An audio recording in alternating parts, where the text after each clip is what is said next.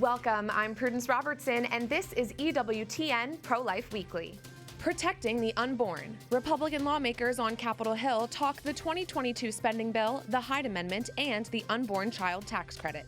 We speak to the chair of the Senate Pro-Life Caucus, Senator Steve Daines of Montana, who is working to support expectant moms, and we get his thoughts on where things stand with the Hyde Amendment and other pro-life riders. Human rights violations. Human rights activists are speaking out against the Chinese Communist Party as the 2022 Winter Olympics are held in Beijing. Nina Shea, director of the Center for Religious Freedom at the Hudson Institute, joins us to discuss diplomatic boycotts against the Olympic Games and the persecution of the Uyghur population and minority groups in communist China. Baby donations. A Catholic school in Washington, D.C. donates baby items to a pro-life pregnancy center in the nation's capital as part of Catholic Schools Week. The executive director of the pregnancy center shares her gratitude and appreciation and tells us how these baby items will help expecting mothers in need.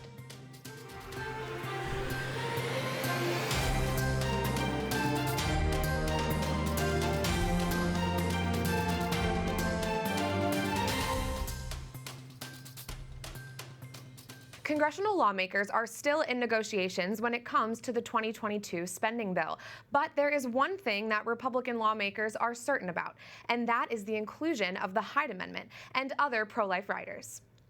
Meanwhile, pro-life lawmakers in the Senate have reintroduced the Child Tax Credit for Pregnant Moms Act, a bill aimed at allowing mothers to claim the child tax credit while pregnant.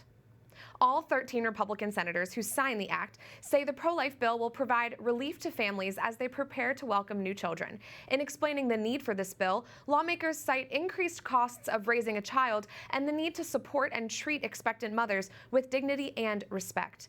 And joining us now from Capitol Hill is Republican Senator Steve Daines of Montana, founder and chair of the Senate Pro-Life Caucus. Senator, thank you so much for joining us today. I wanted to get started by discussing that you and several of your pro-life colleagues have reintroduced the Child Tax Credit for Pregnant Moms Act. Why is this bill important, and what is going to go into this bill becoming law?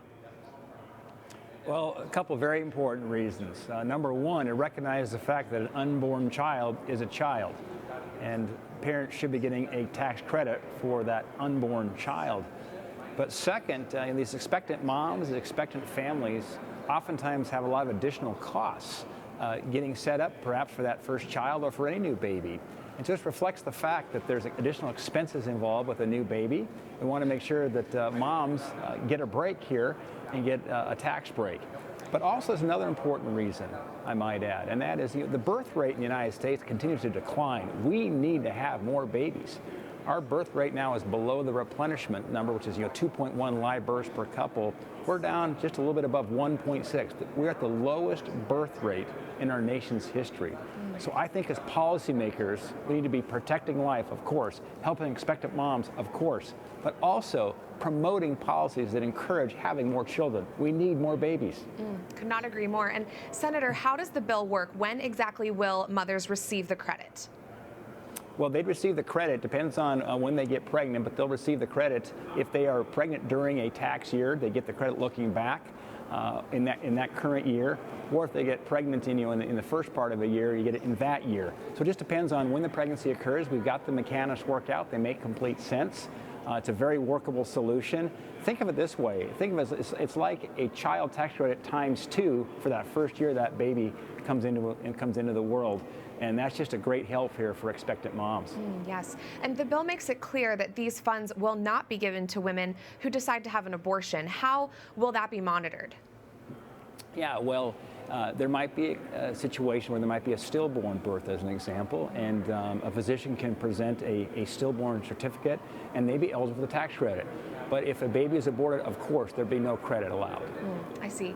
And I wanted to get your thoughts on the status of the 2022 spending bill as well while we have you. We know that government funding is set to run out on February 18th, and Capitol Hill correspondent for EWTN News Nightly, Eric Rosales, had a good conversation with Senator James Lankford of Oklahoma last week. This is what he said. I've actually talked to some of the leaders in the negotiation yesterday about this. They're assuring me hide protections are going to be there, weld-in protections are going to be there. They're saying all of those things are going to be there. They're not going to budge on. Senator, where are we now with the 2022 spending bill? Can we really be assured that these pro-life provisions will be included? We've been fighting hard. I think the answer is yes. We have made it very clear with the leadership that if you remove any Hyde protections, those are poison pills. That means the spending bill would not pass. So I'm confident because of a unified pro-life front within Republican senators, we have the votes to stop any spending bill that would remove the Hyde protections. Because of that, they're going to be included in this latest spending bill. Senator Steve Daines of Montana, thank you for holding the line and for your strong pro-life leadership. Thank you. And joining us now via Skype to talk more about the latest pro-life news on Capitol Hill is Marjorie Dannenfelser, president of the Susan B. Anthony List. So glad you could join us today, Marjorie. Hey, Prudence. Thanks for having me on. Of course. I know that you know Senator Daines very well. He is the chair of the Pro-Life Caucus. What are some of the biggest ways that the Pro-Life Caucuses in both the House and Senate have advanced the cause of unborn life recently? These caucuses are really important. I actually was the director of the House Pro-Life Caucus a million years ago. And Senator Daines is the founding chair of the Pro-Life Caucus in the Senate. It's really vital because it's where they get together, they discuss and vet message all the issues that are coming up that are related to pro-life. Senators are so incredibly busy that sometimes they just don't even know that that something's happening, and so they need the leadership that Senator Daines provides to get them focused, to get them on message, to help them be as ambitious as they can possibly be, and to make sure that it's kind of a whip team for life when it comes to votes coming up, making sure that everybody in the loop knows what to do and how to vote. So important. And Marjorie, shifting gears, I want to ask you, how will this idea of a child tax credit being extended to pregnant moms play into a post-Roe world? I know that this is something SBA List has advocated for years now. It is, and it makes total sense that you get a tax credit for your child when the child has come into being, which is, of course, at conception. Not waiting for the child to be born. The expenses and costs at that time, especially if you're facing an unexpected pregnancy, can be daunting. So a tax credit makes total sense. It's a complete pro-life move. It's very difficult for folks even on the other side of this issue to say, no, I don't want a tax credit for a pregnant mom. So it's a real winner of an issue. And more importantly, it will concretely serve women and children who need the help. And I wanted to get your thoughts on some other pro-life news. The Sixth Circuit Court of Appeals just recently allowed Tennessee's anti-discriminatory abortion bill to remain in effect. I understand you spoke to Tennessee Governor Bill Lee about this. What did he have to say? Well, he's just incredibly excited. This is a governor, I've met with many lately, and he is very special. He is very strong. He, of course, really always appreciates the support of the pro-life movement. But every time I talk to him, he says, this is what I was put here to do. This is my job. So he'll accept the thanks, but in great humility.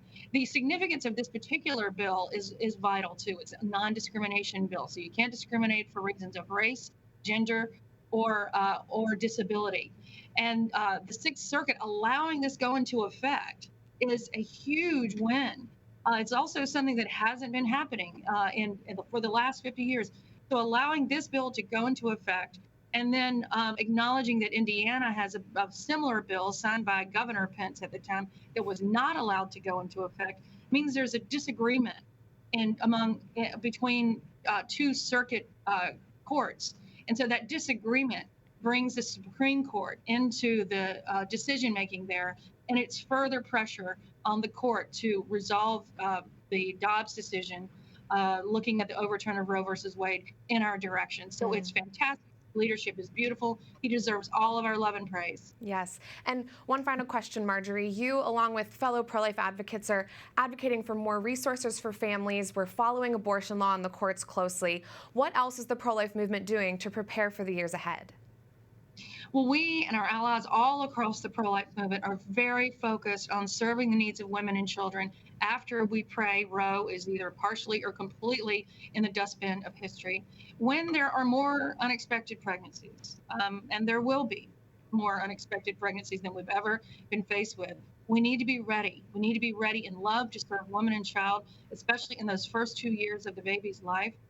So what our work at Susan B. Anthony List through her plan is to lift up all of the services that are already available, find out where the gaps are in every state, and make sure that the community is connected to those services. And most importantly, the mother up in the middle of the night wondering what in the world is she going to do when she wakes up tomorrow and faces the day, and what will she do? She can't be alone. We need to be walking with her very concretely and in love. Yes, such important work that you're doing, and it's always a joy to speak with you. Marjorie Dannenfelser, president of the Susan B. Anthony List. Thank you. Thank you, Prudence. Human rights activists are opposing the 2022 Winter Olympics in Beijing, China, due to multiple genocides taking place at the hands of the Chinese Communist Party. In this first full week of the Games, reports show that not only are Uyghur Muslims facing ongoing persecution from the Chinese, a minority spiritual meditation group known as Falun Gong are the victims of a second ongoing genocide. For 20 years now, the CCP has claimed intent to snuff out this population and subjected these people to involuntary medical procedures that ultimately kill them. Things like organ harvesting, mass internment, and torture. For more on this Olympic controversy, we're joined now by Nina Shea, director of the Center for Religious Freedom at the Hudson Institute. Nina, thanks so much for joining us. And for those of us who haven't been following this as closely, can you explain how the Chinese Communist Party has been persecuting the Uyghur population and now those who are members of Falun Gong as well? Yes, well, great to be with you, Prudence, and to have a chance to explain this, because the advanced medical techniques have been used to suppress and actually block the birth rate of Uyghur Muslims. And that's not a secret. That's what the U.S. government recognized under the last administration and the current administration, and as Secretary Pompeo wrote in the Wall Street Journal at the time, that the key thing was forced abortions and forced sterilization of the Uyghur Muslim women so that they could not reproduce and have children. And that is now reflected in the population growth rates in China. And this was a deliberate policy by the president of China, Xi, who's also the Secretary General of the Communist Party there. And he said to show them no mercy. Well, the similar thing is now being done with, or has been done for quite a while, with this Falun Gong meditation group. This was a very large group that's sort of an offshoot of Buddhism that numbered about 70 million back in 1999. That's when it was banned. And at the time, President Jiang Zemin said to eliminate them. And that's in the State Department country report, religious freedom report for China. And this was also it triggered the creation of a secret extrajudicial committee within the CCP to carry this out. And the main way they've done this is through the medical procedure of using them as a living bank for human organ transplants. So these innocent people were detained in very large numbers. They still are.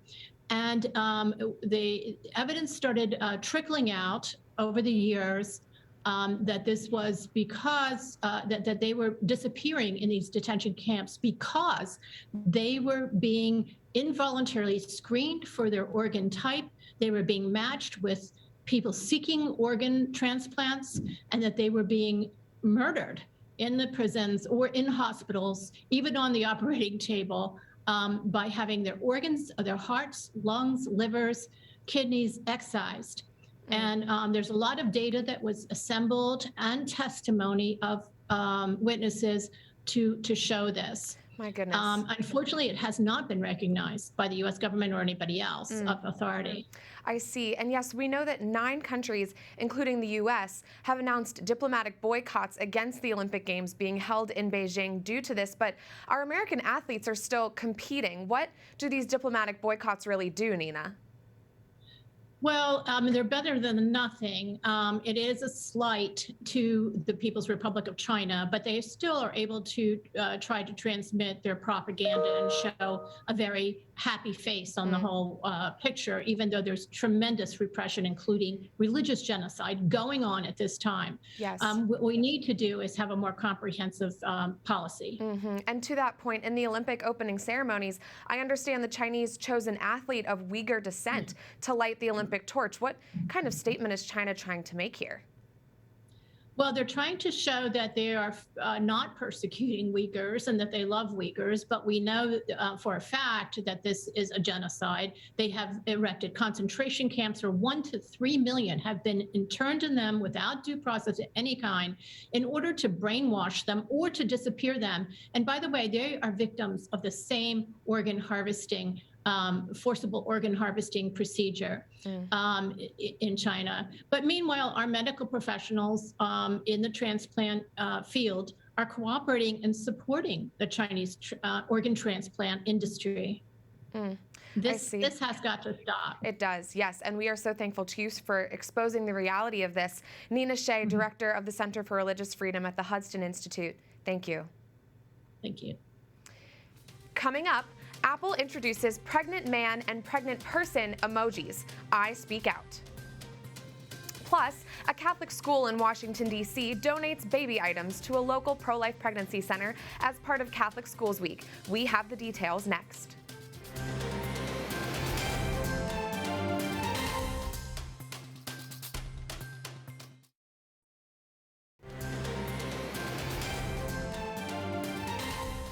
Welcome back to EWTN Pro-Life Weekly. I'm Prudence Robertson. Pro-abortion advocates vandalize a pro-life billboard in Mississippi and then gloat about it on social media. In Decline, a so-called activist art collective group which holds pro-abortion views, admitted to the crime. They wrote on one billboard, quote, "Abortion pills are available by mail." Amelia Bono, a prominent pro-abortion activist, took to Twitter to celebrate the crime and wrote, "That's better." The pro-life organization Oasis Medical Center is believed to be the sponsor of the vandalized billboard. They have not commented on the incident. According to court documents, a Florida teen will be permitted to discuss ending her pregnancy with an abortionist without her parents' consent.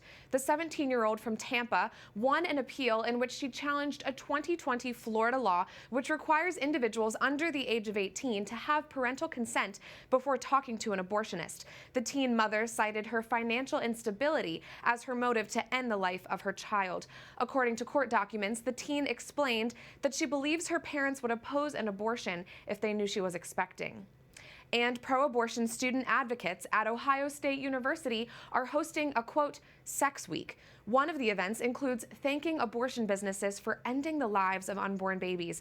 Students will be creating cards, which will then be mailed to these businesses. Fox News reached out to the university and were told the school is committed to free speech. Apple is introducing pregnant man and pregnant person emojis. That is this week's Speak Out segment.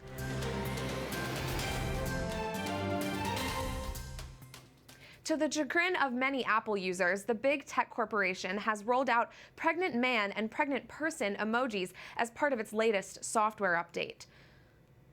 While downloading the update is voluntary for now, all Apple users will be forced to add these emojis to their phone later this year. Many entertainment and political leaders, such as Piers Morgan, Tucker Carlson, Marco Rubio, and others, have expressed disgust at this, sharing the sentiment that the world has simply gone nuts.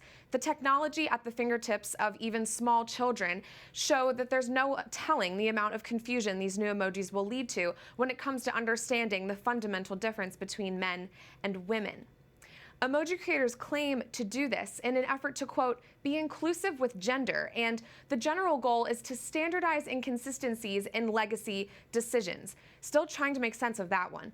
We need to follow the simple science on this. Men cannot get pregnant. Not only is this misinformation, but it's demeaning to men and women alike. It denies the unique differences between them and belittles the true honor that women alone have to bring children into the world.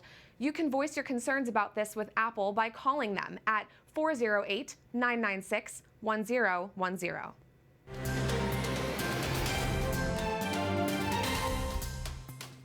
A D.C. Catholic school has donated baby items to a local pro-life pregnancy center in the nation's capital.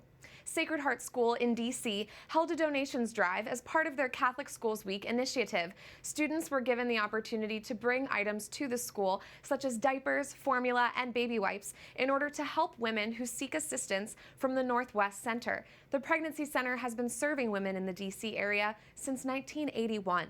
Their goal is to empower, strengthen, and defend life. Joining us now is Susan Gallucci, Executive Director of the Northwest Center in Washington, D.C. Susan, thank you so much for joining us. Thank you for having me. Now, Sacred Heart School collected baby items during Catholic Schools Week. Could you tell us about this initiative and how it impacted the pregnancy center?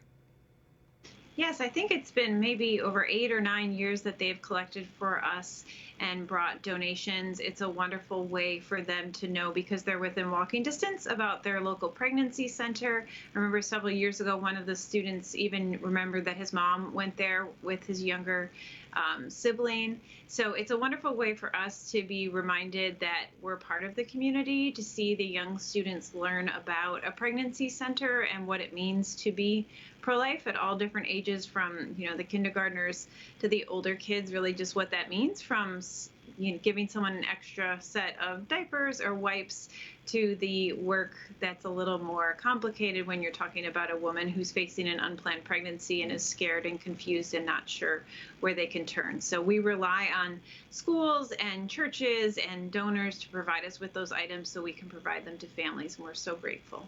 And could you speak a bit more about how your Pro-Life Pregnancy Center helps expecting mothers in need? So we provide free pregnancy tests and option, obviously, for adoption or continuing their pregnancy. We also offer a maternity home program where they can live during their pregnancy and beyond.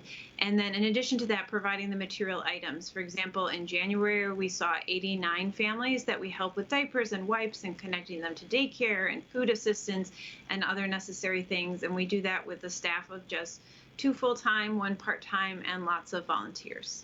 That's amazing. And I wanted to congratulate you. I understand you've been with the Northwest Center for over 15 years. Could you tell us the most rewarding part about your job?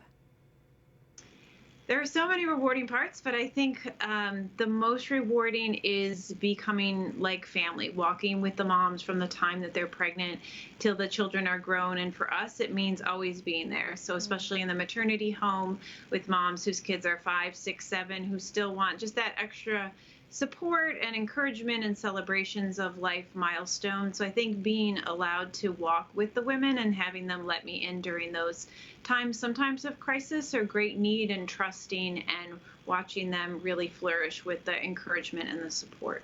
The work that you're doing is just so vital. How can our viewers help the Northwest Center, specifically pregnant mothers and their unborn babies? Absolutely. So you can always check out the work we do at www.northwestcenter.org. Look us up. We are in the heart of Washington, D.C. Pray for us. Donations, whether they be diapers, because all those diapers that we receive will probably be gone by the end of the month, to other baby items, and for prayer. Please pray for us to be strengthened in this work, and the women most in need be able to find us. We certainly will at EWTN, and I know our viewers will as well. Susan Gallucci of the Northwest Center, thank you so much. Thank you. That does it for this edition of EWTN Pro-Life Weekly. I'm Prudence Robertson. Until next time, we'd love to hear from you. Find us on social media at EWTN Pro-Life on all social media platforms. Twitter, Facebook, Instagram, we're there. You can also send us a message by emailing prolifeweekly@ewtn.com. We love to hear from you. Remember, life is a gift. Your life is a gift. God bless.